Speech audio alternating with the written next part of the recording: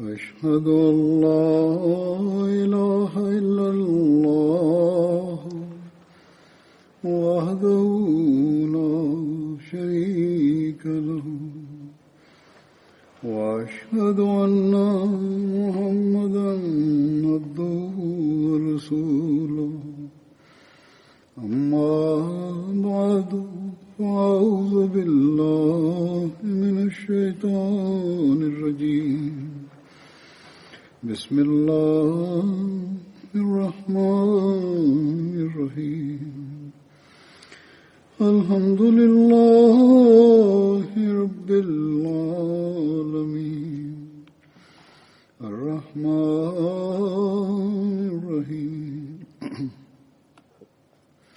مالك يوم الدين إياك نعبد وإياك نستعين اهدنا الصراط المستقيم صراط الذين أنعمت عليهم غير المغضوب عليهم ولا الضالين.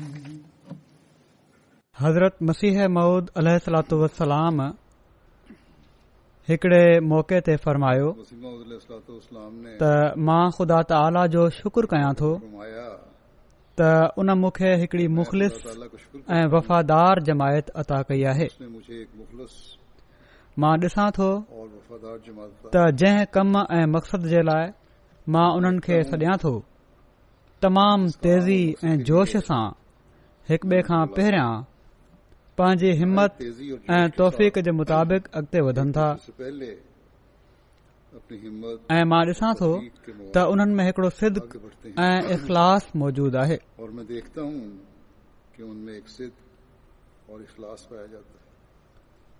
हज़रत मसीह मऊद अलैहिस्सलातु वस्सलाम सां इन सिद्क़ ऐं इख़लास ऐं ताल्लुक़ ऐं मुहबत जा नज़ारा त असां ॾिठासीं. हज़रत मसीह मऊद अलैहिस्सलातु वस्सलाम जे असहाबनि जा केतिरा ई वाक़िया आहिनि. पुराणे अहमदी ख़ानदाननि में इन ताल्लुक़ जूं रिवायतूं बि हलनि पयूं थियूं ऐं असांजे लिटरेचर में ख़लीफ़नि जे ख़ुतबनि में ख़िताबनि में इन जो ज़िक्र बि मिले थो. पर ही ताल्लुक़ जेको हज़रत मसीह मऊद अलैहिस्सलातु वस्सलाम सां हो ऐं उन्हनि ख़ानदाननि में हलंदो पियो थो अचे ऐं नवनि शामिल थियण वारनि खे बि आहे ऐं हुअणु घुर्जे. उहो ताल्लुक़ ओस ताईं महदूद नाहे ऐं पर हज़रत मसीह मऊद अलैहिस्सलातु वस्सलाम सां अल्लाह ताला जे वाइदे जे मुताबिक़ इन जी हेठीं कड़ीअ सां बि ओतिरो ई मज़बूत ताल्लुक़ आहे ऐं इहो ई ताल्लुक़ आहे जेको जमायत जी हेकड़ाई ऐं वहदत जी निशानी ऐं ज़मानत आहे. हज़रत मसीह मऊद अलैहिस्सलातु वस्सलाम जॾहिं अल्लाह ताला खां इतलाह हासिल करण खां बाद पंहिंजे हिन दुनिया मां हले वञण जी ख़बर जमायत खे ॾिनी त साण ई जमायत जी तसली जे लाइ अल्लाह ताला खां इतलाह हासिल करे जमायत में ख़िलाफ़त जे सिलसिले जे जारी थियण जी ख़ुशख़बरी बि ॾिनी. जीअं त पाण अलैहिस्सलाम फरमायो रिसाले अल वसियत में ही तहरीर फरमायाऊं त तव्हां मुंहिंजी इन ॻाल्हि जे करे जेका मां तव्हां सां बयानु कई आहे ग़मगीन न थियो ऐं तव्हां जूं दिलियूं परेशान न थी वञनि छो त तव्हां जे लाइ ॿी कुदरत खे बि ॾिसणु ज़रूरी आहे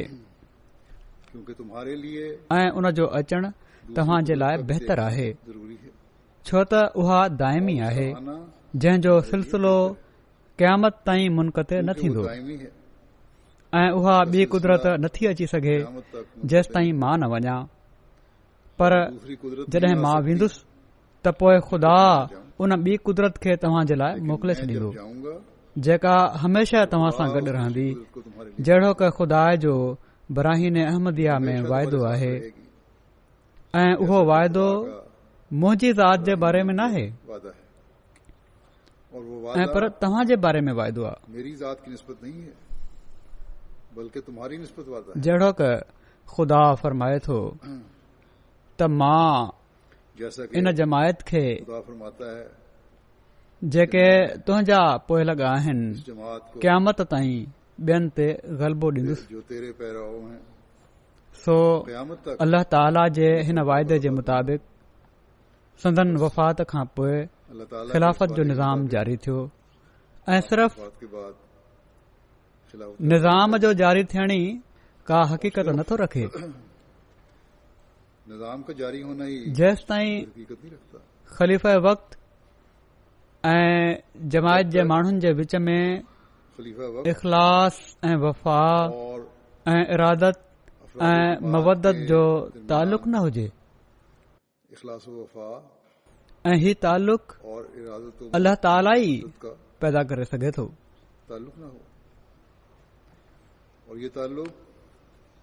को इंसान या इंसानी कोशिश इन ताल्लुक़ खे न पैदा करे सघे थी न कायम रखे सघे थी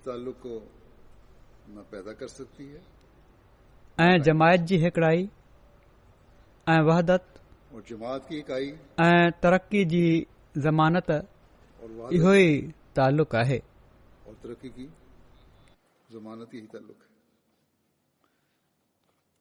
ऐं इहो ई अल्लाह ताला जे वाइदे जे पूरो थियण ऐं हज़रत मसीह मऊद अलैहिस्सलाम सां अल्लाह ताला जी ताइदुन ऐं नुसरत ऐं सिलसिला अहमदिया जे सचे हुअण जो दलील आहे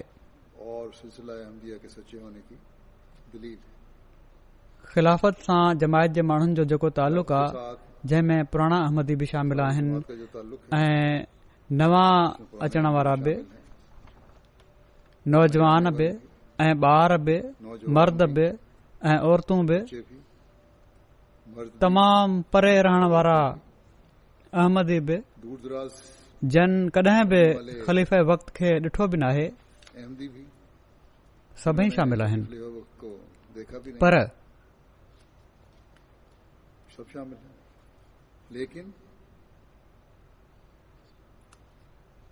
पर ही सभई माण्हू जेके आहिनि इख़लास ऐं वफ़ा में वधियल आहिनि ऐं वधण जी कोशिश कनि था ख़लीफ़े वक़्त जो पैगाम पहुचे त उन ते अमल करण जी कोशिश कंदा आहिनि मोहबत ऐं ताल्लुक़ जो इज़हार ईअं कंदा आहिनि जो हैरत थींदी आहे ऐं ही सभई ॻाल्हियूं अल्लाह ताला जे वाइदे जे पूरो थियण जी फैली शहादत आहिनि ऐं जमायत जी तरक़ी बि इन ताल्लुक़ सां वाबस्ता आहे जहिड़ो कि मूं चयो जेको जमायत जो ख़िलाफ़त सां ताल्लुक़ आहे ऐं ख़लीफ़े वक़्त जो जमायत सां आहे ही अल्लाह ताला जी ताइदुन ऐं नुसरत जो सबूत आहे ऐं ही सिर्फ़ ॻाल्हियूं न आहिनि ऐं पर हज़ारे लखे अहिड़ा वाक़िया आहिनि जिथे जमायत जा माण्हू इन ॻाल्हि जो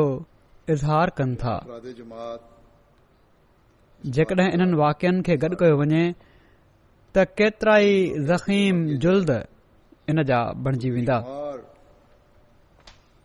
बहरहाल हिन वक़्त मां कुझु वाक़ियनि जज़्बात ऐं एहसासनि जो ज़िक्र कंदुसि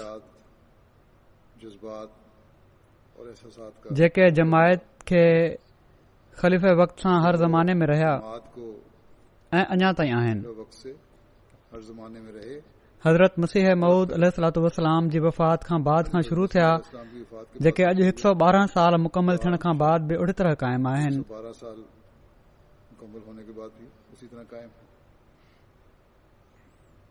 मुखालिफ़ त समझंदा हुआ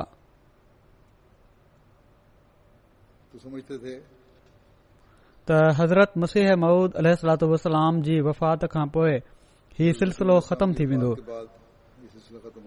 पर जमायत जे माण्हुनि जो इरादत ऐं मवदत ऐं इख़लास ऐं वफ़ा जो तालुक़ ख़िलाफ़त सां ऐं हज़रत मसीह मऊद अलैहिस्सलातु वस्सलाम सां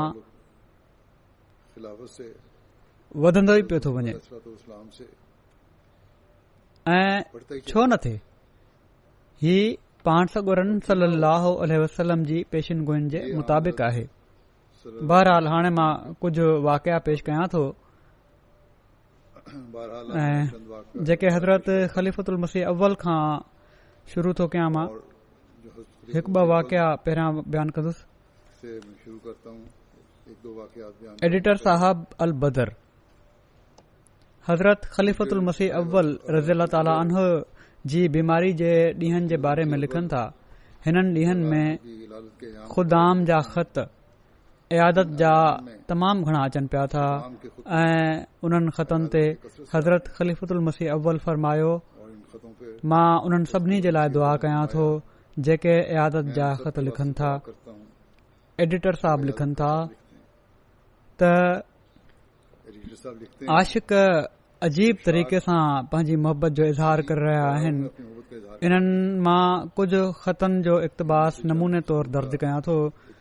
हकीम मोहम्मद हुसैन साहब कुरैशी लिखनि था, मां त हिकड़े ॾींहुं अल्लाह ताला जे अॻियां अर्ज़ु कयो हुयो त ए मौला, हज़रत नूह जी ज़िंदगी जूं ज़रूरतूं त मुख़्तसिल मुक़ाम हुयूं ऐं हाणे त ज़रूरतूं जेके पेश आहिनि उन्हनि खे बस तूं ई ॼाणे थो। असांजो अर्ज़ु क़बूल कर ऐं असांजे इमाम खे नूह जहिड़ी उमिरि अता कर।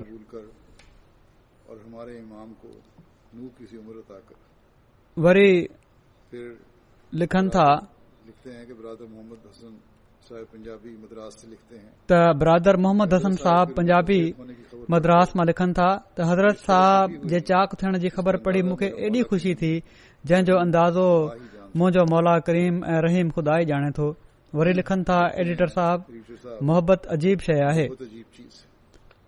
असांजा हिकड़ा दोस्त मियां मोहम्मद बख्श साहब जेके मुल्क ऑस्ट्रेलिया में वापार कंदा आहिनि, पंहिंजे हिकड़े ख़त में तहरीर फरमाइनि था त तव्हां कादियान जे अख़बार जे ज़ेल में हज़रत ख़लीफ़तुल मसीह जे बारे में जेका सुर्खी क़ाइमु कयो था उन में सिर्फ़ ख़लीफ़तुल मसीह जा लफ़्ज़ न हुजनि ऐं पर सुर्खी में ई संदन सेहत ऐं आफ़ियत जे बारे में को लफ़्ज़ इशारो कंदो हुजे, छो त बदर खे खुलण महल सभिनी खां पहिरियों जन लफ़्ज़नि खे असां जूं मुश्ताक निगाहूं ॻोल्हण लाइ डुकंदियूं आहिनि,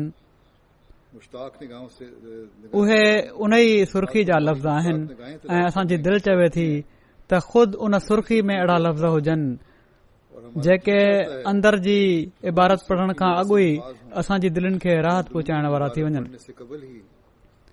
सो असीं पंहिंजे अज़ीज़ दोस्त जे इन इख़लास खे, एडिटर साहब लिखनि था, पंहिंजे अज़ीज़ दोस्त जे इन इख़लास खे इज़त जी नज़र सां ॾिसूं था ऐं उन्हनि जी मर्ज़ी जे मुताबिक़ हिन भेरे सुर्खी क़ाइमु कयूं था। वरी हज़रत अबू अब्दुल्ला साहब खीवा बाजवा जा हुआ। हज़रत मसीह मऊद अलैहिस्सलातु वस्सलाम जा सहाबी हुआ। हज़रत ख़लीफ़तुल मसीह अव्वल जी सोबत में वेठा हुआ ऐं उन्हनि हिकड़े ॾींहुं अर्ज़ु कयो त मूंखे का नसीहत इरशाद फरमायो। हज़रत ख़लीफ़तुल मसीह अव्वल फरमायो त मां नथो सम्झां त का शइ करण वारी हुजे ऐं उहा तव्हां न करे चुका हुजो। उन्हनि फरमायो, मौलवी साहब, त मां नथो सम्झां त का शइ करण वारी हुजे ऐं तव्हां न करे चुका हुजो, हाणे त हिफ़्ज़ क़ुरान ई बाक़ी आहे। जीअं त हज़रत ख़लीफ़तुल मसीह अव्वल जी ॻाल्हि ॿुधी तक़रीबन 65 साल जी उमिरि में उन्हनि क़ुरान शरीफ़ हिफ़्ज़ करणु शुरू कयो ऐं बावजूद एॾी उमिरि थी वञण जे हाफ़िज़ क़ुरान थी विया। ही हो त कहिड़ी तरह मां ख़लीफ़तुल मसीह जो हुकुम बजा आणियां, उन ते अमल कयां।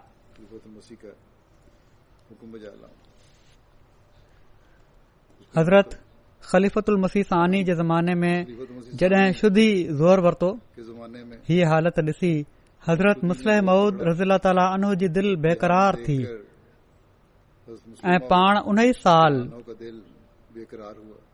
9 मार्च ते ख़ुतबे 1923 में ही थियो हुयो शुरू मलकाने जे इलाइक़े में उन ई साल 9 मार्च ते ख़ुतबे जुमे में अहमदीन खे पंहिंजे ख़र्च ते उन्हनि इलाक़नि में वञण ऐं दावत इल्लाह जे ज़रिए उन्हनि मुर्तदनि खे वापसि आणण जो मनसूबो जमायत जे साम्हूं रखियाऊं। इन तहरीक ते जमायत वॾी हुब सां लबैक चयो। आला तालीम याफ़्ता सरकारी मुलाज़िम, उस्ताद, वापारी, मक़सद त हर तबिके मां फिदाई उन्हनि इलाइक़नि में दावत इल्लाह कंदा रहिया ऐं उन्हनि जी कोशिशुनि जे नतीजे में हज़ारे रूह हिकु भेरो वरी ख़ुदा वाहिद जो कलमो पढ़ण लॻा।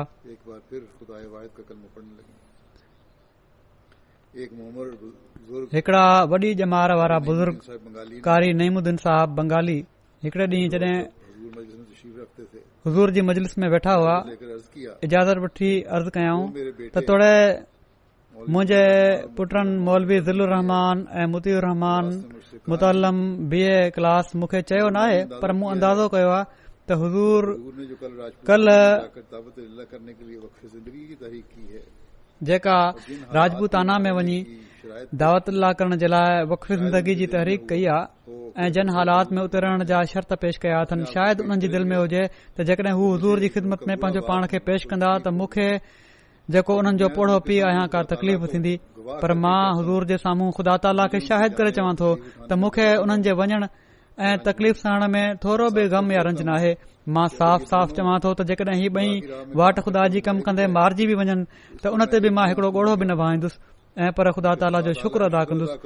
पोइ इहे ॿई न, मुंहिंजो टियों पुट महबूबुर रहमान बि जेकॾहिं दीन जी ख़िदमत कंदे मारिजी वञे ऐं जेकॾहिं मुंहिंजा 10 पुट ॿिया हुजनि उहे बि मारिजी वञनि तॾहिं बि मां को गम न कंदुसि। इन ते हुज़ूर बि ऐं जमायत जे माण्हुनि बि जज़ाक अल्लाह चयो।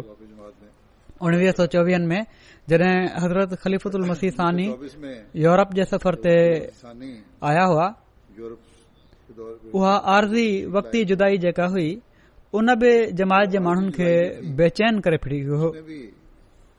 हिन हिकड़ी रिवायत मां उन जो अंदाज़ो थिए थो। बाबू सिराजुद्दीन साहब स्टेशन मास्टर लिखनि था त मुंहिंजा आका, असां परे आहियूं, मजबूर आहियूं, जेकॾहिं मुमकिन हुजे हा त हुज़ूर जे पेरनि जी खाक बणिजी वञूं हा त जीअं जुदाई जा सदमा न सहूं हा। आका, मां 4 सालनि खां दारुल अमान न वियोसि, पर दिल खे तसली हुई त जॾहिं चाहींदुसि हुज़ूर जा पेर चुमी वठंदुसि। पर हाणे हिकड़ो ॾींहुं बि ॾुखियो पियो थो गुज़रे। अल्लाह पाक हुज़ूर खे बख़ैर आफ़ियत मुज़फ़र मंसूर जल्दी वापसि आणे। हीअ मोहबत कंहिंजी पैदा कयल आहे? हज़रत ख़लीफ़तुल मसीह सानी फरमाइनि था, हिकड़े नौजवान गुज़िरियल साल मुंहिंजी तहरीक खे ॿुधो। उहो ज़िले सरगोदा जो रहण वारो हुयो। उहो नौजवान बिना पासपोर्ट जे ई अफ़गानिस्तान वञी पहुतो। उन चयो ख़लीफ़े वक़्त जो इरशाद आहे, हिकड़ो ताल्लुक़ आहे ऐं उन खे बजा आणणु ज़रूरी आहे। तबलीग जी तहरीक कई हुई, ॿुधई अफ़गानिस्तान पहुची वियो ऐं तबलीग शुरू करे ॾिनई। वटसि पासपोर्ट बि न हुयो।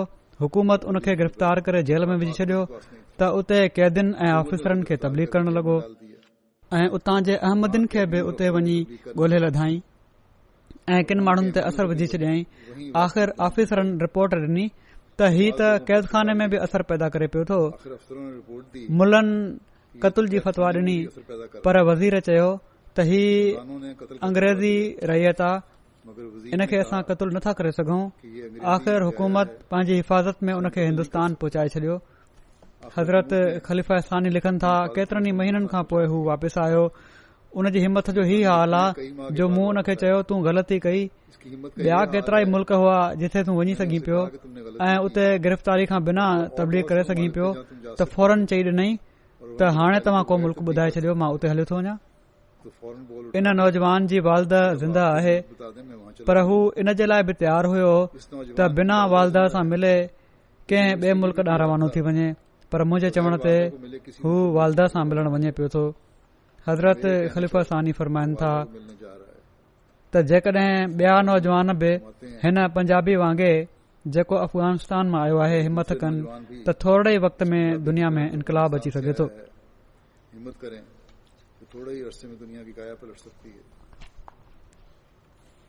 शाम जा हिकड़ा दोस्त हुआ, मोहम्मद शवा साहिब। उहो जॾहिं हज़रत मुस्लिम मऊद रज़ियल्लाहु ताला अन्हु शाम विया त उन्हनि खे लुबनान वञण जो बि हुज़ूर सां गॾु शर्फ़ हासिल थियो. तमामु भला वकील हुआ ऐं ख़िलाफ़त सां हिकिड़ो अहिड़ो तालुक़ हुयुनि जेको तमामु मज़बूत हो.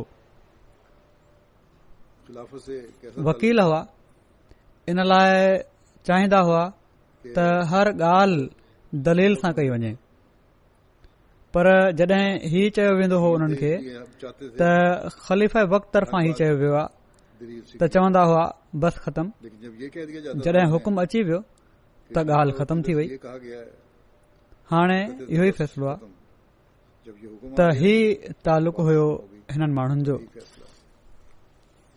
ख़िलाफ़त सालसा जो ज़मानो आयो त हिकिड़ी अहमदी औरत हुई अमरीका जी सिस्टर नईमा लतीफ़. उनखे ख़िलाफ़त ऐं ख़लीफ़े वक़्त सां इश्क जी हद ताईं प्यार हो ऐं ख़लीफ़े वक़्त जी इताअत खे अवलीन तरजीह ॾींदी हुई. हज़रत ख़लीफ़तुल मसीह सालिस जे अमरीका जे दौरे दौरान हिकिड़ी यूनिवर्सिटी में परदे जी अहमियत ते हज़रत ख़लीफ़तुल मसीह सालिस जो ख़िताब ॿुधी ओड़ी महिल ई परदो कयईं ऐं उन ज़माने में पंहिंजे इलाइक़े में उहा अकेली औरत हुई जेका इस्लामी परदे में नज़र ईंदी हुई.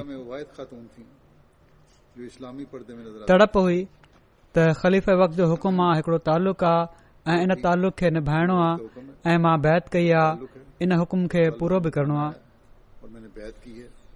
नज़ीर अहमद साहब सांवल ज़िले खानेवाल जा हिकिड़ा मुख़लिस अहमदी हुआ. न नज़ीर अहमद सांवल ही वाक़ियो ॿुधायो आहे त हिकिड़ा मुख़लिस अहमदी मुकरम महर मुख़्तार अहमद साहब आफ बागड़ सरगाना हुआ. उन्हनि जो वाक़ियो बयानु कनि था त 1974 जे हालात में मुखालफ़नि हिननि जो जीअण हराम करे छॾियो हो. हिननि जे पुरजोश दाई अल्लाह हुअण जे करे बिरादरी बि ॾाढी मुखालफ़त कई ऐं मुकमिल बाइकाट कयो. पाण पहिरियां खां वधीक पंहिंजे ईमान ते मज़बूत थी विया इन ॻाल्हि सां ऐं पंहिंजे दोस्तनि में वुसत पैदा करे वरितऊं. मुखालफ़नि बि पंहिंजूं सरगर्मियूं तेज़ करे छॾियूं ऐं दुश्मननि जूं कारवायूं वधण शुरू थी वयूं.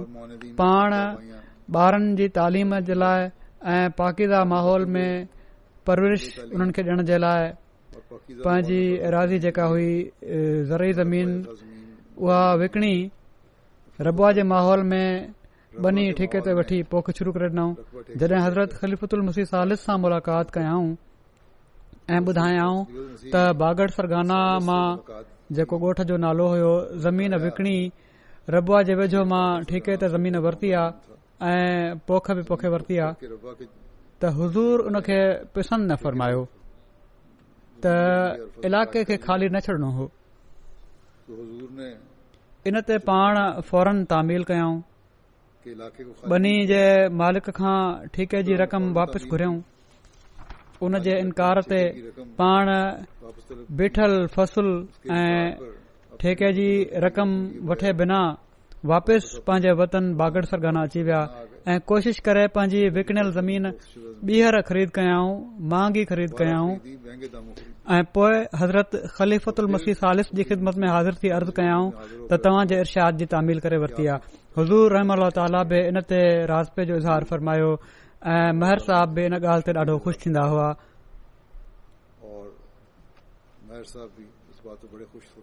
हज़रत ख़लीफ़तुल मसीह सालिस हिकु दफ़ो बयानु फ़रमायो पंहिंजे हिकिड़े ख़ुतबे में त मां 1970 में अफ्रीका जे दौरे ते वियुसि. उते हिकिड़े हंध ते असांजे मुबलिग अहिड़ो प्रोग्राम ठाहियो हुयो जेको मुंहिंजे लाइ वॾो तकलीफ़ वारो हुयो, छो त 100 मीलनि जे वेझो मुफ़ासिलो तइ करे मां हिकिड़े हंधि अहिड़े वक़्तु पहुतुसि जिथे जमायत सां मुसाफ़ो न पियो थी सघे. इन लाइ तकलीफ़ वारो न हुयो जो 100 मीलनि जो सफ़र हुयो. इन लाइ तकलीफ़ वारो हुयो जो प्रोग्राम एतिरो मुख़्तसिर हुयो जो उतां जी जमायत सां मुसाफ़ो न पियो थी सघे, उन्हनि सां हथ न पियो मिलाए सघिजे, छो त उते हिकड़ो ख़िताब करणो हुयो जंहिं में गैर मुल्की ईसाई बि आयल हुआ. फरमाइनि था मां ख़िताब कयो, सुवाल जवाब थींदा रहिया. इन में ॾाढी देर थी वई ऐं जॾहिं चङो भलो वक़्तु गुज़री चुको त असांजे मुबलिग ऐलान कयो त मुसाफ़ा न थींदा. ऐं उहे माण्हू हुज़ूर फरमाइनि था त उहे माण्हू जंहिंजी सॼी उमिरि में पहिरीं जमायत अहमदिया जे ख़लीफ़े सां मुलाक़ात थी हुई, उन्हनि वटि वियोसि, उन्हनि खे ख़बर न हुई त वरी कॾहिं उन्हनि खे मौक़ो मिले. उहे इन ऐलान जे बावजूद मुसाफ़े जे लाइ टुटी पिया. हज़रत ख़लीफ़तुल मसीह सालिस फरमाइनि था त मुक़ामी अहमदी दोस्तनि मुंहिंजे प्राइवेट सेक्रेटरी ऐं ॿियनि साथियुनि खे एॾा धिका ॾिना जो उन्हनि जी ख़बर ई न पई त उहे काॾे विया ऐं मुसाफ़ो शुरू करे ॾिनऊं. फरमाइनि था त ठीकु आहे, मुसाफ़ो त शुरू थी वियो, पर उहो मुसाफ़ो आम मुसाफ़ो न हुयो. हर शख़्स मुंहिंजो हथ पकड़े पियो ऐं पोइ छॾे ई न पियो. मुंहिंजो चहिरो ॾिसे पियो ऐं मुंहिंजो हथ छॾे ई न पियो ऐं भर वारो इंतज़ारु कंदो रहे पियो. ऐं आख़िर तंग अची हीउ वाक़ियो केतिरा ई दफ़ा मुसाफ़नि में थियो जो उहो हिकड़े हथ सां अॻिलो अचण वारो उन जी बांह पकड़े पियो ऐं ॿिए हथ सां मुंहिंजी बांह पकड़े झटको पियो ॾे ऐं छॾाए पियो ऐं वरी पाण पोइ मुसाफ़ो करण लॻी पियो पए ऐं उहो बि हथ न पियो छॾे, वरी अॻिले माण्हू खे बि इहो ई करणो पियो पए.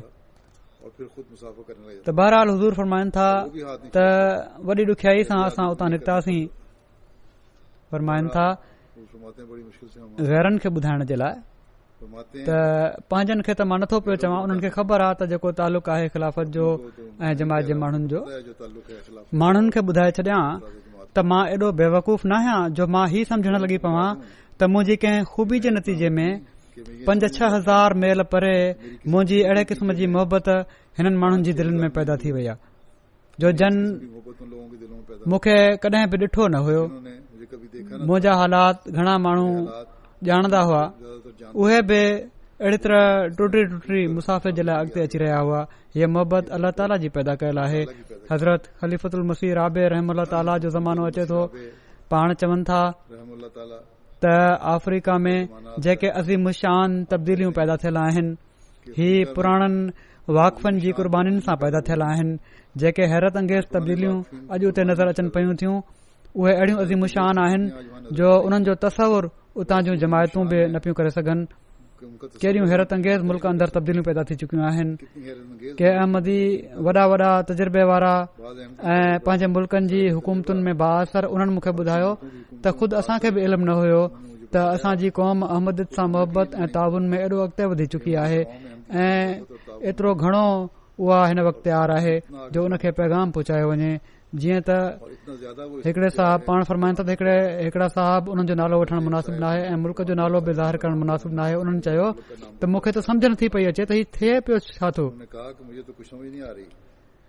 असांजे ख्वाब ख्याल में बि न हुयो त असांजी क़ौम खे कंहिं जमायत अहमदिया जे ख़लीफ़े जी अहिड़ी ख़िदमत जी तौफ़ीक़ मिलंदी ऐं अहिड़ी मोहबत जे इज़हार जो मौक़ो मिलंदो. मुंहिंजे त ख्वाब ख्याल में बि हीअ ॻाल्हि न हुई. उन्हनि चयो त जेको कुझु मां हिते ॾिठो आहे हिते हुकूमत जे अॻवाननि सां त थींदे ॾिठो आहे ऐं उहो बि दुनिया जी नज़र सां थींदो आहे. इन खां सवाइ कंहिं ॿिए सां अहिड़ो वर्ताव नाहे ॾिठो. ऐं हीउ बि उन्हनि ॿुधायो त इन में असांजी जमायत जी कोशिशुनि जो दख़ल न आहे.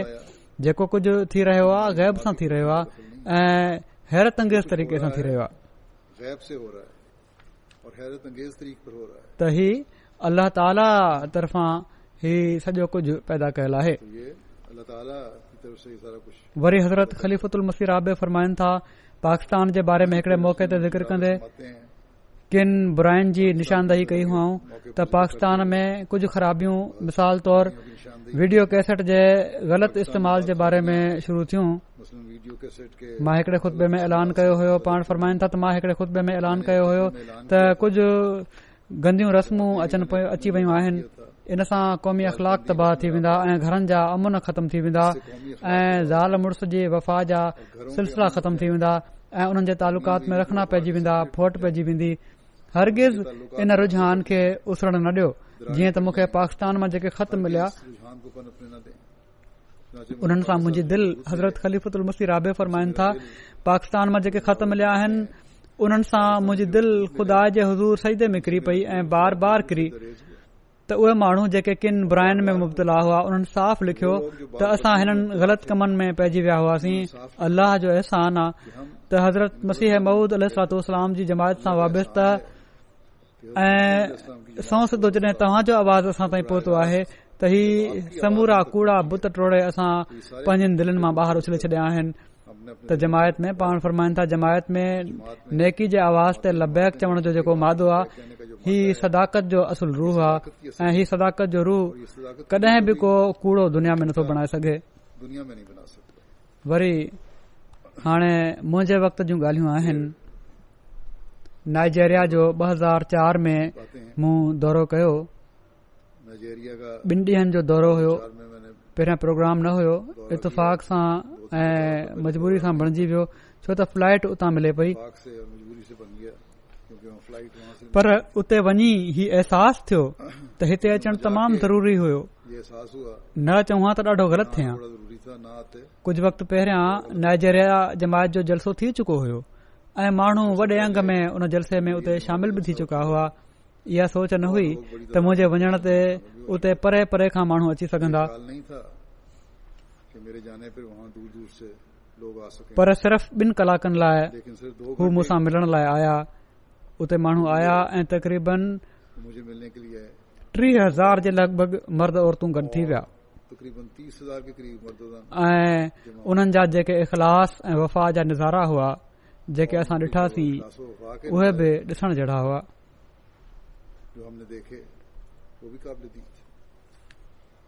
ख़िलाफ़त सां इख़लास जो ताल्लुक़ ऐं जेका मोहबत आहे उहा नाक़ाबिले बयान आहे।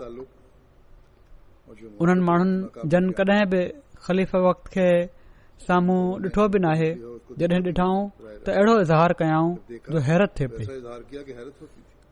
वापसी महल दुआ में के औरतूं ऐं माण्हू एॾा जज़्बाती हुआ ऐं अहिड़ी तरह तड़पी रहिया हुआ जो हैरत थिए पई ऐं हीअ मोहबत सिर्फ़ ख़ुदा ताला ई पैदा करे सघे थो ऐं ख़ुदा ताला ख़ातिर ई थी सघे थी। मुला चवनि था त असां अफ्रीका जे फलाणे मुल्क में जमायत जा मिशन बंदि कराए छॾिया आहिनि ऐं फलाणे में असां सां वाइदा थी चुका आहिनि त मिशन बंदि थी वेंदा ऐं हीउ करे छॾियो अथऊं ऐं हू करे छॾियो अथऊं ऐं ॾाढियूं ड्राड़ूं हणंदा रहंदा आहिनि। पर उन्हनि खां को पुछे त ही इख़लास ऐं वफ़ा जेका उतां जा माण्हू ॾेखारनि था ऐं ही चेहरा जेके MTA हाणे त दुनिया खे ॾेखारण लॻी पई आहे ऐं पोइ असां ख़ुदि बि उते वञी ॾिसी आया आहियूं, हीउ सभु कुझु छा आहे? छा ही मिशन बंदि कराइण जो नतीजो आहे? बहरहाल हिननि खे त पंहिंजूं ड्राड़ूं हणियूं आहिनि, हणंदा आहिनि, पर ही ॻाल्हियूं असांजे ईमान खे मज़बूत कनि थियूं ऐं इन में वाधारे जो सबबु बणजनि थियूं। घाना जो दौरो हो। उते अल्लाह ताला जे फज़ल सां जेको 2008 जो दौरो हुयो उते जमायत हिकड़ी ज़मीन ख़रीद कई आहे। तमामु वॾी एराज़ी आहे, तक़रीबन 500 जे लॻभॻि एकड़नि जे लॻभॻि उते जलसो हुयो। अक्सर मर्द औरतूं मुंहिंजे वञण खां पहिरियां पहुची चुका हुआ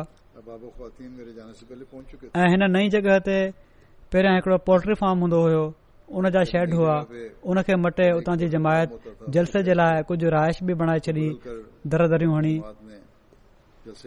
बैरक वांगुरु राइश बणिजी वई हुई। पर उन जे बावजूद जॻह जी सोढ़ हुई, पर इन जॻह जी सोढ़ जी कंहिं बि शिकायत न कई, को शिकवो न कयाऊं।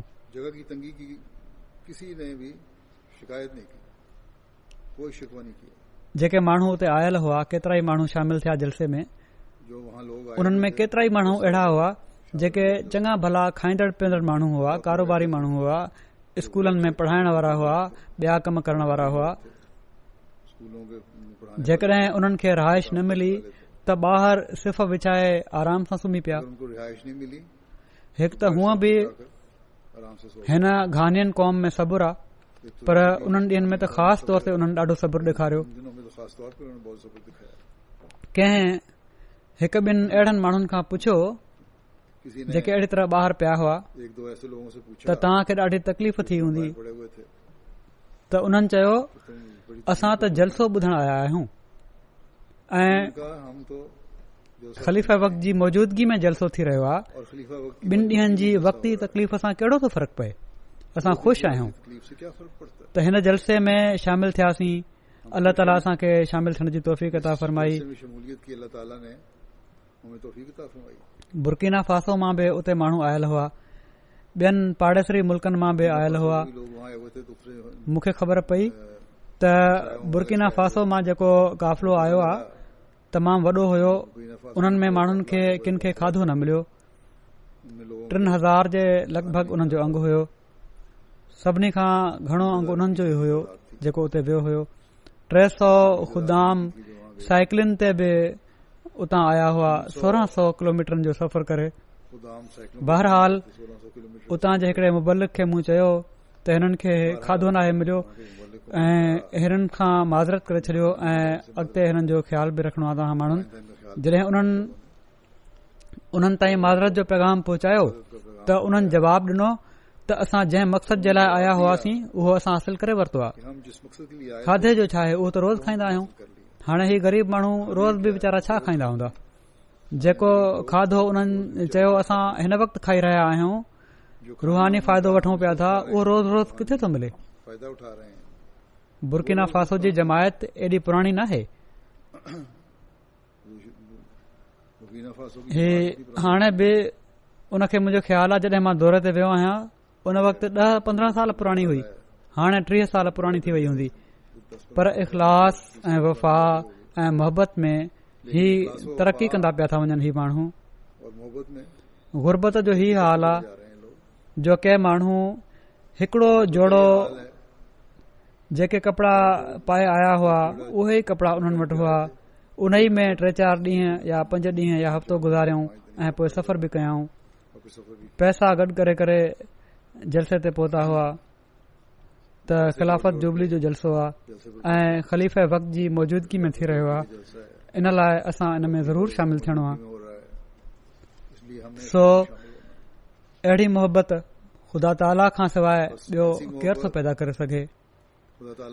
जेके ख़ुदाम साइकिलनि ते चढ़ी आया हुआ उन्हनि जे इख़लास जो अंदाज़ो बि इन ॻाल्हि मां थिए थो त मुख़्तलिफ़ जॻहुनि ते बीहंदे बीहंदे 7 ॾींहं लाॻीता सफ़र कंदा रहिया ऐं हिते पहुता। उन्हनि साइकिल सुवारनि में 50-60 साल जी उमिरि जा माण्हू बि हुआ, के 13-14 सालनि जा 2 ॿार बि हुआ। उतां जे सदर साहब जेके ख़ुदामुल अहमदिया जा सदर हुआ, उन्हनि खां कंहिं जे पुछण ते त कीअं थियो, ॾाढी ॾुखियाई थी हूंदी, त उन्हनि जवाबु ॾिनो त शुरूआती मुसलमाननि इस्लाम ख़ातिर तमामु घणियूं क़ुर्बानियूं ॾिनियूं। असां ही चाहियूं पिया त असांजा ख़ुदाम बि हर तरह जी क़ुर्बानी जे लाइ तयारु थियनि ऐं असांजी ख़्वाहिश हुई त ख़िलाफ़त जुबली जे सिलसिले में को अहिड़ो प्रोग्राम कयो वञे जंहिंसां ख़िलाफ़त सां असांजे इख़लास ऐं वफ़ा जो इज़हार थिए ऐं असां ख़लीफ़े वक़्त खे ॿुधायूं त असां क़ुर्बानी जे लाइ तयारु आहियूं ऐं हर चैलेंज खे क़बूल करण जे लाइ तयारु आहियूं। टीवी जे नुमाइंदे उते उन्हनि खां पुछियो जॾहिं ही साइकिलनि वारा सफ़र शुरू करण लॻा हुआ त साइकिलियूं त तव्हां माण्हुनि जूं तमामु ख़राब हालत में आहिनि, हितां जे यूरोप जी साइकिलुनि वांगुरु त न आहिनि, भॻल साइकिलियूं आहिनि ऐं आम साइकिलियूं आहिनि, त कीअं सफ़र कंदव? त जमायती नुमाइंदे उन्हनि खे चयो त जेतोणीकि साइकिलियूं ख़राब हाल आहिनि पर ईमान ऐं अज़म असांजो तमामु वॾो आहे। असां ख़िलाफ़त जे इनाम जे शुक्राने तौर ही सफ़र अख़्तियार कयूं पिया था ऐं जॾहिं नेशनल टीवी हीअ ख़बर नशर कई त उन जी शुरूआत बि इन टीवीअ ख़बर जी हीअं कई जेका हेडलाइन पढ़ी वई उहा हीअं हुई त अल्लाह ख़ातिर ख़िलाफ़त जुबली जे लाइ वाघा खां अकरा जो सफ़र। वाघा बुर्किना फासो जो गादीअ जो हंधु आहे ऐं अकरा घाना जो गादीअ जो हंधु आहे ऐं लिखियऊं त जेतोणीकि साइकिलियूं ख़राब हाल आहिनि पर ईमान तमाम ई मज़बूत आहिनि। ही अख़बार जेका ख़बर ॾिनी सुर्खी लॻाई ही अहमदी के पैदाइशी अहमदी न आहिनि के असाबनि जी औलाद मां न आहिनि ऐं पर हज़ारे मेल परे वेठे अहिड़नि के इलाक़नि में रहण वारा आहिनि जिथे कचियूं सड़कूं आहिनि ऐं किन जॻहियुनि ते सड़कूं बि न आहिनि पर हिननि माण्हुनि कुझु साल पहिरियां अहमदियत क़बूल करे जिथे अहिड़ियुनि जॻहियुनि ते रहण वारा माण्हू जिथे पाणी बिजली जूं सहूलियतूं बि न हुयूं कुझु साल पहिरियां अहमदियत क़बूल करे पोइ इख़लास ऐं वफ़ा जा अहिड़ा नमूना ॾेखारिया जो हैरत थिए थी।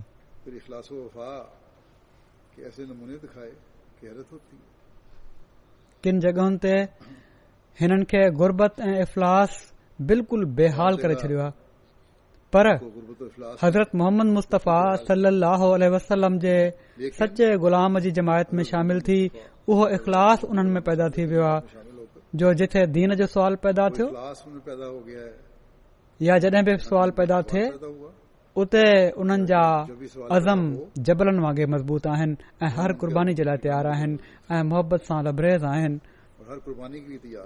सो हमेशा असां खे दुआ कंदे रहणु घुर्जे त अल्लाह ताला उन्हनि जे इख़लास ऐं वफ़ा खे बि वधाए ऐं असां सभिनी जे इख़लास ऐं वफ़ा खे वधाईंदो हले। बुर्किना फासो जा हिकड़ा दोस्त हुआ ईसा साहब उन्हनि चयो त मां 2005 में बैत कई हुई ऐं 3 साल थिया हुआ। 2005 में बैत की उन वक़्तु जॾहिं उन्हनि खां पुछियो वियो ॿुधायो उन्हनि ई पर मूंखे अॼु ख़बर पई आहे 3 साल त थी विया आहिनि त मां छा आहियां ऐं केॾो न ख़ुशकिस्मत आहियां ऐं मूंखे छा मिलियो आहे।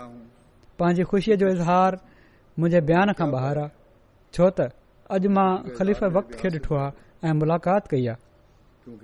किन जी ख़िलाफ़त सां मोहबत ॻोढ़नि जी शिकिल में उन्हनि जी अखियुनि मां वही रही हुई त ही इख़लास ऐं वफ़ा आहे जेको नयनि क़ाइमु थियण वारनि जमायतुनि में आहे। गुज़िरियल साल कंहिं फितनो फैलाइण वारे जे फितनो फैलाइण जे करे हिकड़ी ग़लतफ़हमी खे पकड़े उन फितनो फैलाइण जी कोशिश कई। के जमायत जा मुख़लिस बि नौजवान मुख़लिस त हुआ पर नौजवाननि मां घणा उन जी ॻाल्हियुनि में अची विया ऐं उन्हनि जो रवैयो थोरो अजीब थी वियो।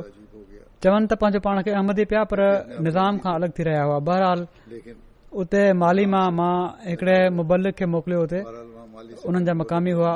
उन्हनि नवाज़ साहब उते वञी उन्हनि खे समझायो जॾहिं ॿुधायनि त तव्हां हिकड़े पासे चओ था त तव्हांजो ख़िलाफ़त सां तालुक़ आहे ॿिए पासे निज़ाम खां हटी रहिया आहियो त ही सही न आहे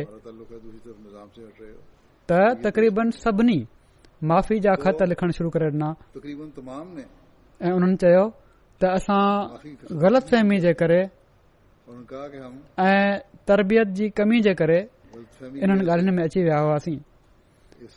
असांजो ख़िलाफ़त सां वफ़ा जो मुकमिल तालुक़ आहे ऐं असां सोचे बि नथा सघूं त ख़िलाफ़त खां कॾहिं बि अलॻि थियूं। जीअं त ॿीहर हू अल्लाह ताला जे फज़ुल सां निज़ाम जमात जो हिसो बणिजी विया। तरबियत जी कमी हुई त पासीरा थिया। जिथे अहसास ॼारायो वियो फौरन पंहिंजी ग़लती जो अहसास थियो ऐं ख़िलाफ़त सां कामिल वफ़ा जे तालुक़ जो इज़हार कयाऊं ऐं चयाऊं त असां जॾहिं अलॻि हुआसीं तॾहिं बि असां ख़िलाफ़त खां अलॻि न थिया हुआसीं असां त किन उहिदेदारनि खां अलॻि थिया हुआसीं। त बहरहाल ही उन्हनि जी वफ़ा ऐं इख़लास जो मयार आहे तालुक़ आहे। अहिड़ी तरह गैम्बिया मां आयलनि जो बि इहो ई हाल हुयो। आइवरी कोस्ट मां आयल हुआ माण्हू ॿियनि मुल्कनि मां आयल हुआ। हर हिकु पंहिंजे पंहिंजे अंदाज़ में इख़लास ऐं वफ़ा ऐं फिदायत में वधियल हो। घाना में जलसे दौरान पहिरियां बि मां बयानु करे चुको आहियां डिघो मुफ़ासिलो हुयो जलसा गाह खां वठी जिथे रहाइश हुई असांजी उते ओस ताईं पहुचण में। रोड वरवकड़न वारो हुयो इन लाइ 1 किलोमीटर वधीक बणिजी पियो वञे। औरतूं मर्द बीठा हुआ ॿारनि खे खयो हो औरतुनि ॿार खयल हुआ औरतुनि खे ऐं सलाम कराइनि पियूं। मोहबत जो हिकिड़ो इज़हार थी रहियो हुयो। मोहबत ॻड़ी रही हुई। औरतुनि जो अंग बि तक़रीबन उते 50,000 हुयो ख़िलाफ़त जुबली जे जलसे में। ऐं सभई ख़िलाफ़त सां इख़लास ऐं वफ़ा जो इज़हार करे रहिया हुआ ऐं उन्हनि जी मोहबत उन्हनि जी अखियुनि मां, उन्हनि जे रवैये मां, उन्हनि जी शिकिलनि मां, उन्हनि जे चेहरनि मां नज़र अची रही हुई। ऐं ही माण्हू सभई पंहिंजी निमाज़ुनि जी बि हिफ़ाज़त करणु ॼाणनि था। निमाज़ुनि में बि ऐं तहजुद में बि वरी बाक़ाइदगी सां शामिल थींदा हुआ।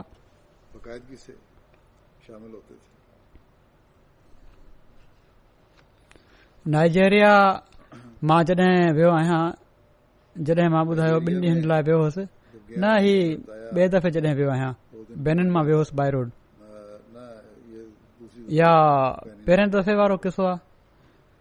बहरहाल रस्ते में हिकड़ी जॻह हुई, उते बीहणो हुयो। ग़ालिबन 2004 जो ई ज़िक्र आहे शायदि। पहिरियां त प्रोग्राम न हुयो, पर उन्हनि चयो त मस्जिद नई ठही आहे, ॾिसी वठो।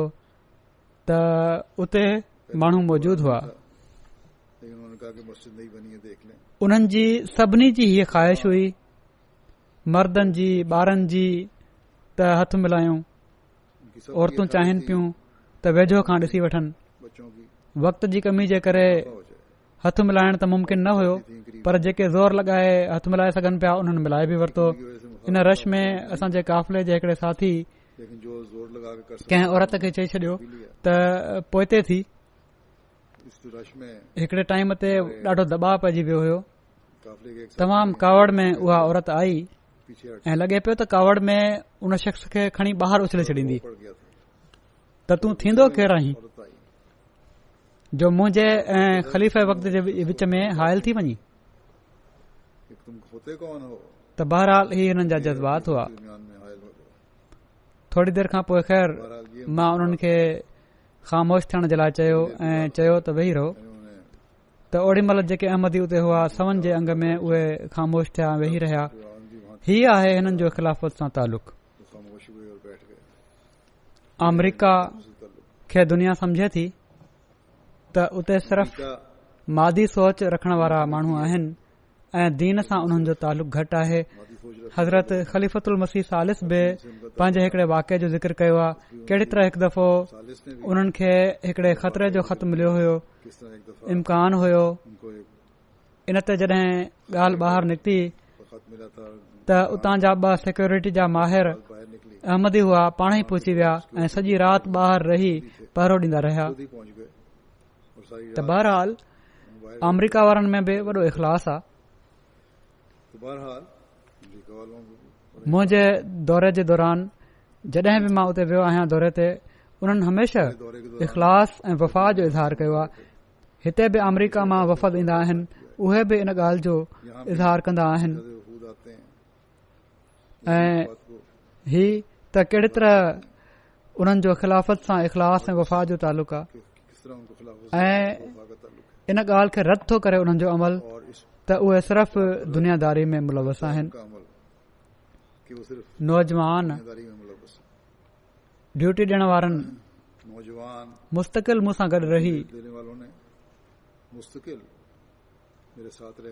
पंहिंजो वक़्तु गुज़ारियो आहे। सफ़र में गॾु रहिया, पंहिंजे कारोबारनि खे, नौकरियुनि खे किन दाह ते लॻाए छॾियो, का परवाह न कयऊं। अहिड़ा बि हुआ जिन ॿुधायो त असां जूं नौकरियूं नयूं शुरू थियूं हुयूं ऐं जलसे लाइ तव्हां सां मुलाक़ात जे लाइ मोकल न पई मिले त असां नौकरियूं छॾे हलिया आया आहियूं। कैनेडा जा ख़ुदाम आहिनि, उन्हनि जो बि ही रवैयो आहे। नौजवान आहिनि, ॿार आहिनि, औरतूं आहिनि। दुनिया में तोड़े अमरीका हुजे या कैनेडा या को यूरोप जो मुल्क हुजे, हर हंधि इख़लास ऐं वफ़ा जा नमूना ॾेखारिया वञनि था ऐं ही इख़लास ऐं वफ़ा का इंसानी कोशिश पैदा नथी करे सघे।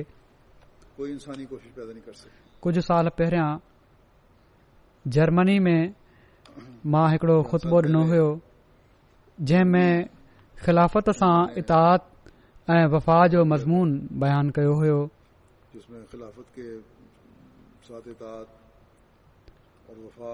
ऐं पर सिर्फ़ जर्मनी वारनि जे लाइ न हुयो, उहो त हर हिक जे लाइ हुयो ऐं हुअणु घुर्जे।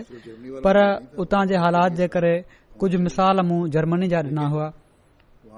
बहरहाल इन ते सॼी दुनिया जे अहमदीन रद्दमल ॾेखारियो ऐं फौरी तौर ते ख़िलाफ़त जी कामिल इताद ऐं मुकमिल वफ़ा जो इज़हार कयऊं। जर्मनी वारनि बि अहिड़ी तरह इज़हार कयो। ख़ासि तौर ते इन ॻाल्हि ते किन इज़हार कयो जर्मनी में त असां मां के उहिदेदार किन हिदायतुनि जो तावील ऐं तवजीह कढण लॻी पवंदा आहिनि ऐं आईंदा ईअं न थींदो इनशा अल्लाह करे त हू इन ते क़ाइम बि रहनि ऐं दुनिया जे हर मुल्क में ई क़ाइम रहनि। उर्दन मां कासिम साहब आहिनि, उहे लिखनि था त हज़रत अक़दस मसीह मऊद अलैहिस्सलातु वस्सलाम जी सदाकत जो सभिनी खां ख़ूबसूरत ऐं अज़ीम दलील ही आहे त ख़ुदा ताला ख़िलाफ़त जी मोहबत ऐं इताअत मुंहिंजे दिलि में पाण पैदा करे छॾी आहे। कुझु साल अॻु चवनि था जॾहिं मूं बैत जो फ़ैसिलो कयो त मुंहिंजे दिलि में ख़्यालु आयो त छा वाकई जमायत अञा ताईं हक़ ते आहे ऐं हज़रत मसीह मऊद अलैहिस्सलातु वस्सलाम जे मक़सद ते हले थी या न। उन वक़्त ताईं मूंखे ख़िलाफ़त जो को इल्मु न हुयो। इन ते ख़ुदा ताला ख़्वाब में ॾेखारियो, मूंखे ॾेखारियईं त ख़लीफ़तुल मसीह सलामती ऐं अमन फैलाइनि पिया था ऐं लड़ाई झगड़ो करण वारनि जे विच में फ़ैसिलो कनि पिया था। चवनि था मां पंहिंजो हथ तव्हां जे हथ ते रखियो, ही मूंखे ख़त लिखनि पिया था, हू तव्हां जे हथ ते रखियो ऐं मुंडी खे चुमी ॾिनी त उन वक़्त मां तव्हां जी शफ़क़त ऐं महिरबानी खे महसूस कयो ऐं मुंहिंजे दिलि में तव्हां जे लाइ गैर मामूली मोहबत पैदा थी वई जेका ॾींहों ॾींहुं वधे पई थी। मां बैत जी तजदीद करणु चाहियां थो ऐं तव्हां जी इताअत मां निकिरण वारे हर शख़्स खां बेज़ारी जो इज़हार कयां थो। पोइ बल्गारिया आहे, उते असांजे मुखालफ़त में का कसर न छॾी हुई। हाणे वॾे वक़्त खां पोइ वञी जमायत रजिस्टर थी आहे। हिकु दफ़ो कैंसिल थी वई हुई रजिस्ट्रेशन। किन अहमदी दोस्तनि खे बल्गारिया जे मुफ़्तीअ लालच वग़ैरह ॾेई जमायत खां इनकार करण जे लाइ बि चयो, पर अल्लाह ताला जे फज़ल सां सभई अहमदी न सिर्फ़ ही त ईमान ते क़ाइम आहिनि ऐं पर पहिरियां खां वधी करे इख़लास जो नमूनो ॾेखारनि पिया था ऐं ख़िलाफ़त अहमदिया सां वफ़ा जो तालुक़ साबित कनि पिया था। हिकड़ी औरत हुई, उन वटि 3 माण्हू विया ऐं जमायत खां इनकार ऐं पाण सां शामिल थियण ते मदद लाइ बि चयऊं त असां तुंहिंजी मदद कंदासीं। इन ते उन औरत उन मुजाहिदा वॾे ज़ोर सां चयो त अहमदियत सची आहे ऐं मां पंहिंजे ख़लीफ़े सां मिली आई आहियां ऐं सभिनी खां वधी करे ख़ुदा ताला मूंखे 3-4 ख़्वाब ॾेखारिया आहिनि ऐं ॿुधाए छॾियो अथई त हीअ जमायत सची आहे। इन लाइ हाणे उन खे छॾण जो त सुवाल ई पैदा नथो थिए। बेनिन जा मुबलिग इंचार्ज आहिनि अॼुकल्ह जेके, उहे लिखनि था त नोमुबाइन जे जलसे में हिकड़े नोमुबाए रज़ाक साहब नुमाइंदगी कंदे नोमुबाइन जी चयो त दुनिया जे निज़ाम में कंहिंखे मसइलो हुजे त उहो चीफ वटि वेंदो आहे, कमु न थिए त मुख़्तियार क्यार वटि वेंदो आहे, पोइ मेयर वटि वेंदो आहे, पोइ वज़ीर वटि वेंदो आहे, पोइ मुल्क जे सदर वटि, ऐं उहो बि ख़बर नाहे त तव्हां जी ॻाल्हि ॿुधे या न ॿुधे, कमु करे या न करे। पर जमायत अहमदिया जो निज़ाम त कमाल आहे। जमायत अहमदिया वटि त ख़लीफ़ो आहे जेके हर हिक जी ॿोली सम्झनि था ऐं हर रंग ऐं नस्ल खे नवाज़नि था। ही ख़िलाफ़त अहमदिया जी बरकत आहे। चवण लॻा ही ख़िलाफ़त अहमदिया जी बरकत आहे जो असां क़ुर पढ़ण लॻी पिया आहियूं ऐं उहो इस्लाम जेको हज़रत मोहम्मद रसूलुल्लाह सल्लल्लाहु अलैहि वसल्लम खणी आया हुआ उहो अॼु असां ताईं पहुची वियो आहे। फ्रांस जी डेला साहिबा चवे थी त मां 2017 में बैत कई हुई। हर सुबुह ते तव्हांजो ख़त पढ़ंदी आहियां जंहिं मुंहिंजी ज़िंदगी मटे छॾी आहे। तव्हां जी हिफ़ाज़त ऐं ताईद ऐं नुसरत जे लाइ सभिनी नमाज़ुनि में दुआ कयां थी। हाणे हीअ दुआ जी तहरीक बि अल्लाह ताला तरफ़ां पैदा कयल आहे। बैत खां पोइ हिकड़ी नई इंसान बणिजी वई आहियां। माली जे रीजन सान जा मुबलिक लिखनि था त असांजी हिकड़ी जमायत वोलो जा हिकड़ा मेंबर अब्दुर कोलीबाली साहब आहिनि, फोत थी विया आहिनि। कुझु वक़्तु पहिरियां पंहिंजे ॿारनि खे गॾु करे वसियत कयाऊं त जेकॾहिं मां जवान हुजां हा ऐं घुमी फिरी सघां हा त मां जमायत जे मिशन में वञी वेही रहां ऐं जमायत मूंखे जेको बि कमु ॾे हा उहो कयां हा। ऐं इन सां गॾु उन्हनि पंहिंजे ॿारनि खे नसीहत कई त हिननि जो 2 महीननि जो चंदो रहे थो, हुननि खे ज़िंदगी जी ख़बर नाहे पर उहो ज़रूर ॾिनो वञे त जीअं मां कर्ज़ी हुअण जी सूरत में हिन दुनिया मां न वञा। टीं उन्हनि पंहिंजी औलाद खे हीअ वसियत कई त ख़िलाफ़त सां वफ़ादार रहिजो ऐं उन सां बेवफ़ाई न कजो ऐं हमेशा चंदा ॾींदा रहिजो। गैम्बिया जा अमीर साहब लिखनि था त हिकड़ी औरत आहे रहमत जालू साहिबा, उन बैत कई जॾहिं उन्हनि खे वाट खुदा जी क़ुर्बानी जो ॿुधायो वियो त उन्हनि ओड़ी महिल ई $100 ॾेई छॾिया। हिकड़ो नंढड़ो उन्हनि जो दुकान आहे ऐं पंहिंजी हैसियत खां वधीक चंदो ॾिए थी ऐं चवण लॻी त मां त सिर्फ़ अल्लाह ऐं ख़लीफ़े वक़्त जो प्यार चाहियां थी। हीउ तालुक़ ऐं मोहबत आहे जंहिंजे करे मां ॾियां थी ऐं ख़ुदा ख़ातिर क़ुर्बानी ॾेई रही आहियां। ताजिकिस्तान जा दोस्त आहिनि इज़त अमान साहब, चवनि था जॾहिं मुंहिंजी वालदा जी उमिरि 72 साल हुई ॾाढो बीमार थी पयूं। पहिरियां ई केतिरनि सालनि खां दिल जी बीमारी ऐं ज़हनी दॿाउ जे करे बीमार रहंदियूं हुयूं पर हिन बीमारी जे करे हिननि जी सिहत तमामु कमज़ोर थी वई ऐं डॉक्टर जी ॻाल्हियुनि जे करे असां ऐं मिटनि माइटनि में मायूसी पकड़िजी वई। चवनि था उन वक़्तु मुंहिंजी मुलाक़ात हुई ख़लीफ़तुल मसीह सां, न उन वक़्तु मुलाक़ात थी चुकी हुई ऐं इन तालुक़ जे करे मूंखे यकीन हुयो त मां दुआ जे लाइ चवंदुसि त उहा ज़रूर अल्लाह ताला क़बूल कंदो। चवनि था बहरहाल जॾहिं मां लिखियो त दुआउनि सां गॾु होम्योपैथिक दवाऊं बि मूंखे मिलियूं। मुंहिंजी वालदा सही थी वई ऐं हिन वक़्तु मुंहिंजी वालदा जी उमिरि जॾहिं उन्हनि लिखियो हुयो हिन वक़्तु 79 साल आहे ऐं उहा हज जो इरादो बि रखे थी ऐं ही ख़िलाफ़त सां तालुक़ ऐं दुआउनि जो नतीजो आहे ख़लीफ़ा वक़्त जी त अल्लाह ताला उन्हनि खे ज़िंदगी ॾिनी आहे। अल्लाह ताला ईमान ऐं यकीन पैदा करण जे लाइ अहिड़ा नज़ारा ॾेखारे छॾींदो आहे त जीअं ॿुधाए त हज़रत मसीह मऊद अलैहिस्सलातु वस्सलाम जेको फरमायो हुयो उहो ख़ुदा ताला तरफ़ां हुयो ऐं सच हो। हिकड़े अहमदी ॿार जी ख़िलाफ़त सां मोहबत जो वाक़ियो ताहिर नदीम साहब लिखनि था त तुर्की जे दौरे दौरान हिकड़े अहमदी दोस्त जे घर वञण जो इतफ़ाक़ थियो। वेठा ई हुआसीं जो उन्हनि जो 3-4 सालनि जो ॿारु आयो ऐं सलाम करे मुंहिंजे कन में कुझु चवण लॻो। कन में चवण लॻो त मां हुज़ूर खे ख़त मोकिलणो आहे, छा तव्हां खणी वेंदव? मूं चयो हा छो न खणी वेंदुसि। इन ते उहो ॿारु कागज़ ते 2 लीकूं उबतियूं सुबतियूं 2 लीकूं पाए आयो त मां उन खां पुछियो त ख़त में छा लिखियो अथई? चवण लॻो मां लिखियो आहे त हुज़ूर मूंखे तव्हां सां मोहबत आहे। चवनि था मां ही ख़त हिते ॾेई छॾियो। उन जो जवाब बि हलियो वियो मूं तरफ़ां त जॾहिं उन ॿार खे जवाब मिलियो आहे त उन जे वालिद जे बकौल उन जी बि ऐं उन जे बाक़ी सभिनी घर वारनि जी बि ख़ुशी ॾिसण वटां हुई।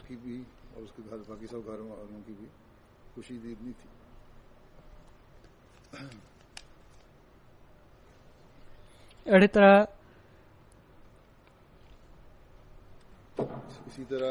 मैसेडोनिया जा मुबलिग इंचार्ज लिखनि था हिकड़ो ॿियो मिसाल ॿार जो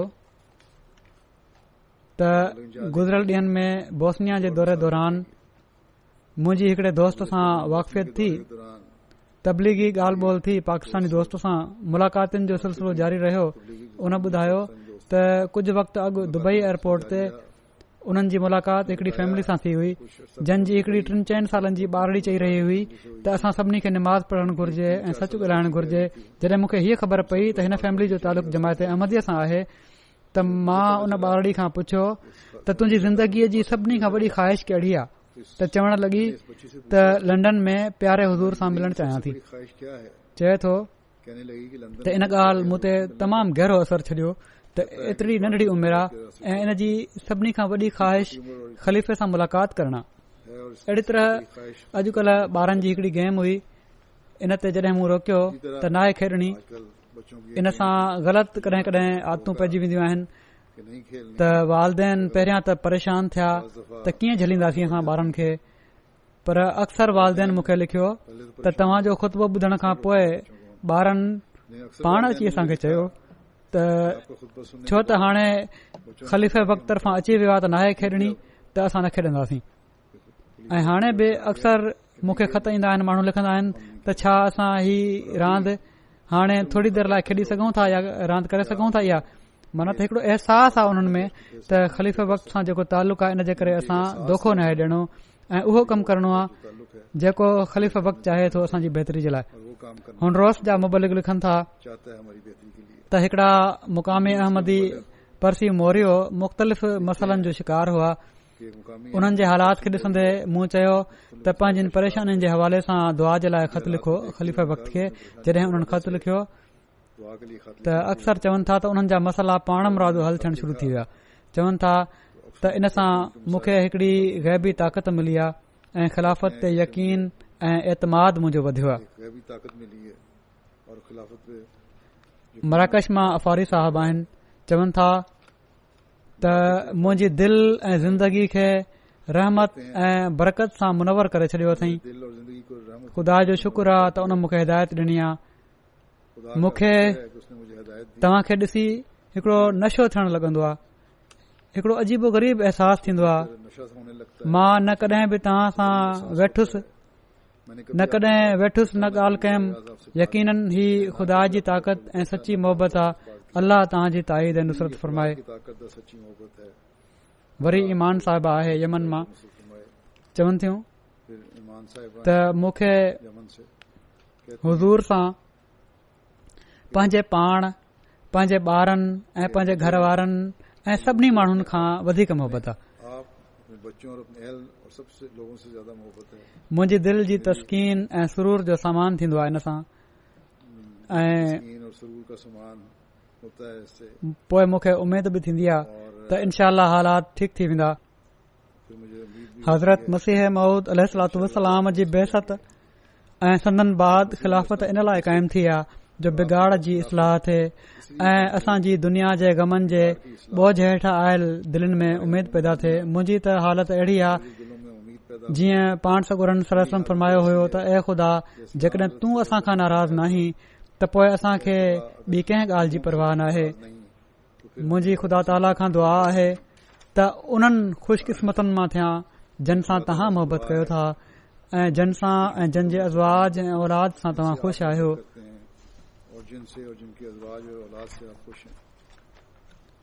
पोइ तौफ़ीक़ साहब ट्यूनिस मां आहिनि, ही लिखनि था असां खे तव्हां सां मोहबत आहे। असां तव्हांजी ॿेड़ी में सुवार आहियूं ऐं इन में तरबियत हासिल कई आहे ऐं हज़रत अक़दस मसीह मऊद अलैहिस्सलातु वस्सलाम जे चश्मे मां खाधो पीतो आहे। असां पंहिंजे अहद ते क़ाइम आहियूं। तव्हां सां जुड़े बिना असांजी इस्लाह नथी थी सघे। असां दुनिया नथा चाहियूं, सिर्फ़ हीअ ख़्वाहिश आहे त असां जे बारे में ही चयो वञे त फिलाणो हिन मुबारक जमायत जी पैरवी जी बरकत सां कामयाब थी वियो। अहद ते क़ाइम रहण ऐं उन जे मुताबिक़ अमल करण जी तौफ़ीक़ मिले ऐं मुसलमाननि जे इतिहाद जे लाइ दुआ जी दरख़्वास्त आहे।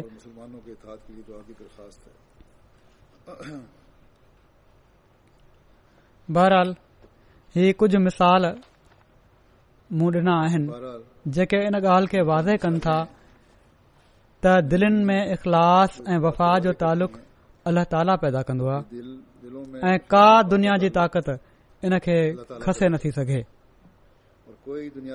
हज़रत मसीह मऊद अलैहिस्सलातु वस्सलाम फरमायो हुयो त अल्लाह ताला जे वाइदनि खे पूरो थींदे तव्हां ॾिसंदव।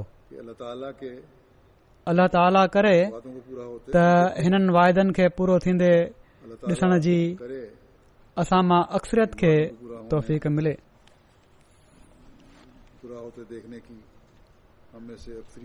हाणे MTA जे बारे में बि मां ही ऐलान करणु चाहियां थो। हीउ बि हिकिड़ो वाइदो हुयो अल्लाह ताला जो जेको हज़रत मसीह मऊद अलैहिस्सलातु वस्सलाम जो पैगाम दुनिया में फैलाइण जे बारे में हुयो। बहरहाल 27 मई खां यौम ख़िलाफ़त वारे ॾींहं खां हिकड़ी नई तरतीब सां ही चैनल शुरू कया विया आहिनि. इन्हनि जो तफ़सील मां बयानु करे थो छॾियां. शुरू में किन जॻहुनि ते अमरीका में ख़ासि तौर ते कुझु थोरी ॾुखियाई बि पेश आई हुई, पर हाणे उमेद आहे हल थी वई हूंदी. पर बहरहाल हिन निज़ाम सां जेको शुरू कयो वियो आहे, मां ही कुझु ॿुधाए छॾणु चाहियां थो त मुख़्तलिफ़ रीजन्स जे एतबार खां 8 चैनल्स में विरहायो वियो आहे MTA खे. MTA 1 जेको आहे ही चैनल उमूमन UK ऐं यूरोप जे कुझु इलाइक़नि जे नाज़रीन जे लाइ हूंदो. हिन चैनल जूं मेन लैंग्वेजिस जेके ॿोलियूं आहिनि उहे अंग्रेज़ी ऐं उर्दू हूंदियूं. हिन ई चैनल ते अंग्रेज़ी ऐं उर्दू ॿोलियुनि जा प्रोग्राम नशर कया वेंदा. पिण किन ॿियनि ॿोलियुनि जा प्रोग्राम बि अंग्रेज़ी ऐं उर्दू तर्जुमे सां नशर कया वेंदा. मुंहिंजा लाइव नवां रिकॉर्डेड प्रोग्राम बि हिन ई चैनल जे प्रोग्राम MTA 1 वर्ल्ड तौर बाक़ी सभिनी चैनल्स ते बि नशर थींदा.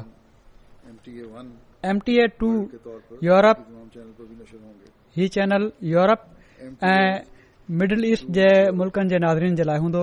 इन ते उर्दू, अंग्रेज़ी, Turkish, French, Spanish, German, Dutch, Russian ऐं पर्शियन फारसी ॿोलियुनि जा प्रोग्राम हलाया वेंदा. इन ते हिन वक़्तु मुख़्तलिफ़ ॿोलियुनि जूं ॿिनि कलाकनि जूं सर्विसिस हलनि थियूं. मथे बयानु कयल ॿोलियुनि जे प्रोग्रामनि जो अहिड़ी तरह सां वाधारो कयो वेंदो. MTA 3 अल अरबिया ही चैनल साॻी तरह हलंदो रहंदो जहिड़ी तरह हिन वक़्तु हले पियो थो.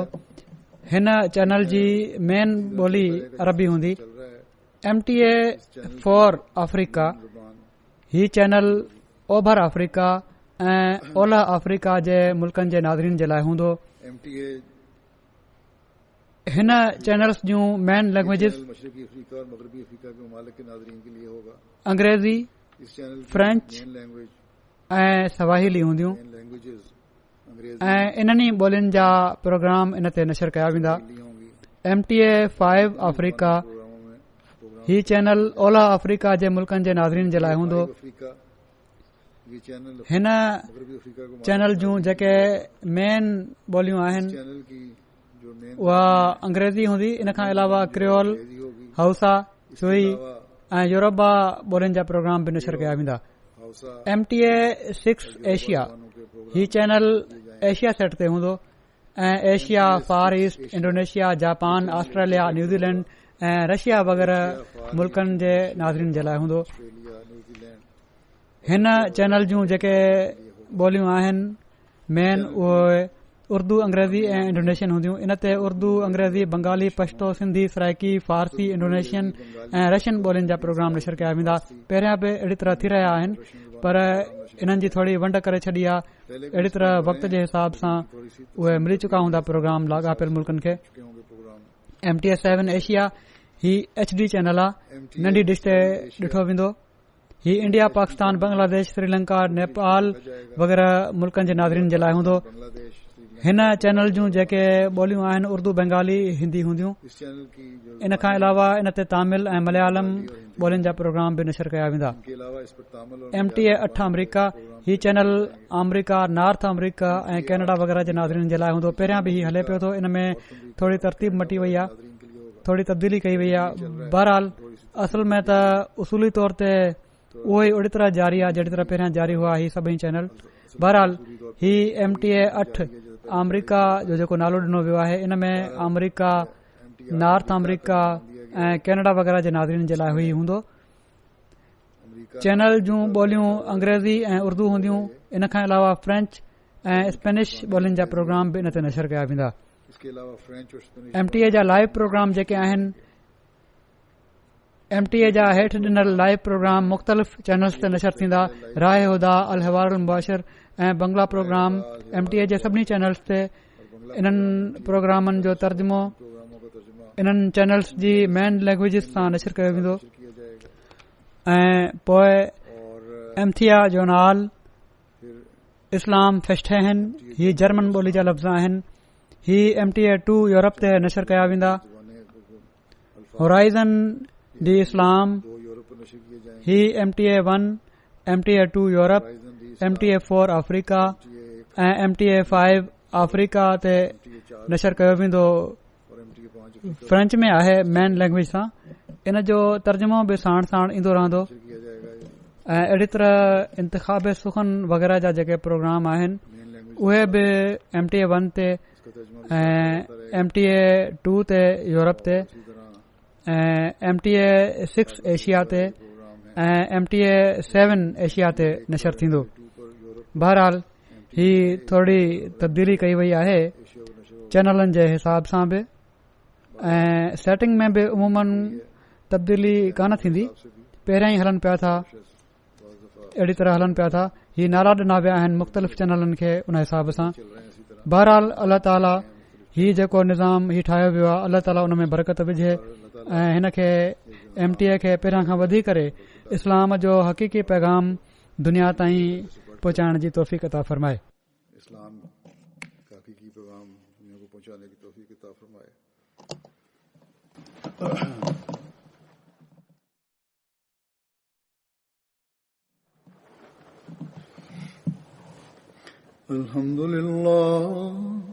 अल्हम्दुलिल्लाह नहमदुहु व नस्तईनुहु व नस्तगफिरुहु व नुमिनु बिही व नतवक्कलु अलैहि व नऊज़ु बिल्लाहि मिन शुरूरि अनफुसिना व मिन सय्यिआति अअमालिना मन यहदिहिल्लाहु फला मुदिल्ल लहु व मन युद्लिल्हु फला हादिय लहु व नशहदु अन ला इलाहा इल्लल्लाह व नशहदु अन्ना मुहम्मदन अब्दुहु व रसूलुहु।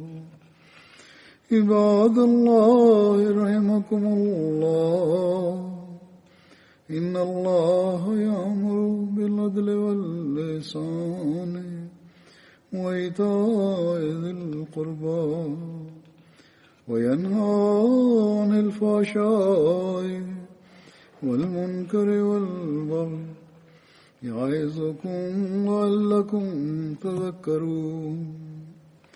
उज़्कुरुल्लाह यज़्कुरकुम वदूहु यस्तजिब लकुम वलज़िक्रुल्लाहि अकबर।